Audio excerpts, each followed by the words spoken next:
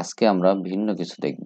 আমরা আজকে আপনাদেরকে প্লাস্টারের ব্লিস্টারিং একটা প্রবলেম এটার সাথে পরিচিতি করব। চলুন প্রথমে আগে একটা ছবি দেখি।